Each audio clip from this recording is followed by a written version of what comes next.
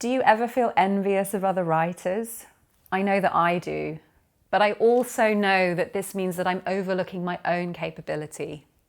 I've got 2 exercises for you that are going to help reveal your true potential. This is Writing Weekend. Writing is a practice met daily, either on the page or off. These 2 exercises will help you find balance in that practice. I'm going to write with you. 2 minutes on the timer. Let's go. Welcome to Writing Weekend, where we do mindset work to help us be the writers that we deserve to be. If you haven't joined me before, then please subscribe. I'm here every Saturday, and every weekend you can find tips that are going to really kickstart your writing. So today we're looking at envy. What do we do when we feel envious of other people? So the first thing is to recognize that often when we feel envy, we kind of make it a double whammy by giving ourselves a hard time for feeling envy. So that's the first area that I want to cover. And then what I want to look at is how envy is essentially a denial of what we are truly capable of. So how can we start to look at our own potential? So that's the angle that we're going to go today. So let's look at the first exercise. This idea of giving ourselves a hard time for being envious. Okay, I feel envious, you feel envious. If we're going to give ourselves a hard time about it as well, we're just going to double the load on our backs. So here's an exercise that's going to really help to shift that reaction into something softer, something kinder. So what I want you to do first, before we start writing, is I want you to think of something that you can do well.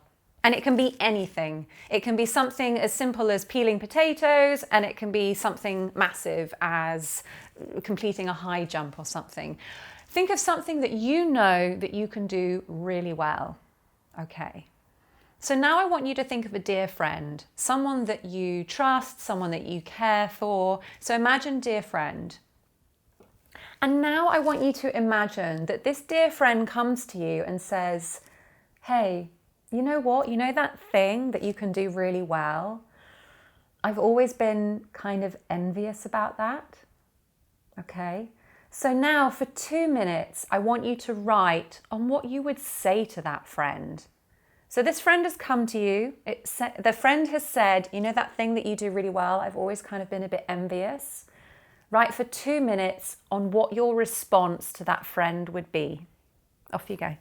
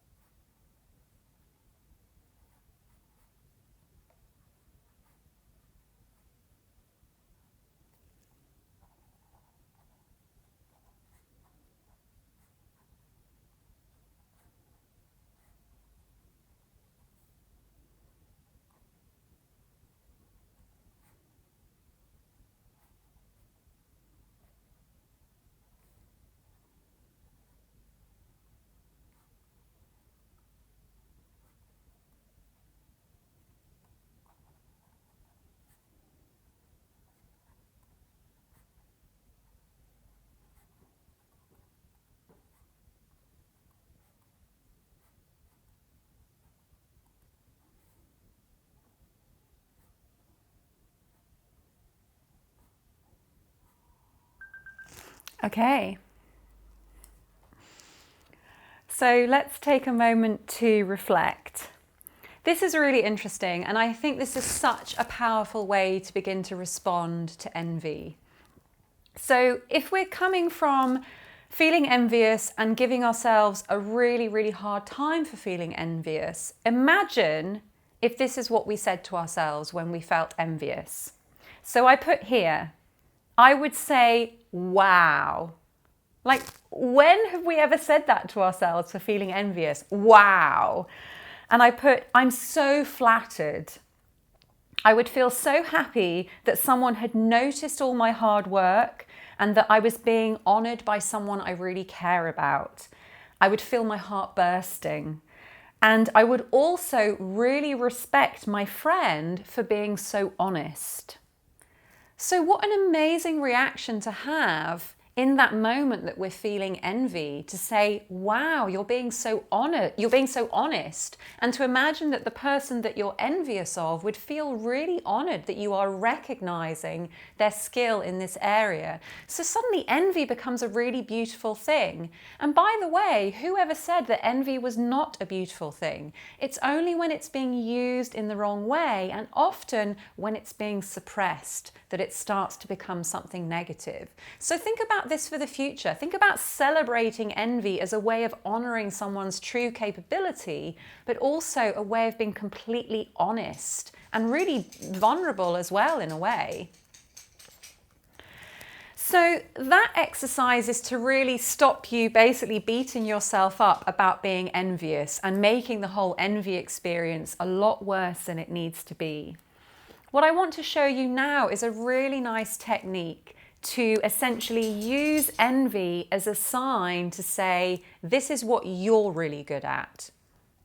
So how are we going to do this? So the next exercise, what I want you to do is think of a person that you're envious of and say, wow, give yourself congratulations for that. So think of a person that you're envious of. And what I want you to do is acknowledge that this is something that you want. Okay? Whatever it is that you're envious of, this is something that I want. And now what I want you to do is to write down all of the things that this person did that enabled them to get to where they are.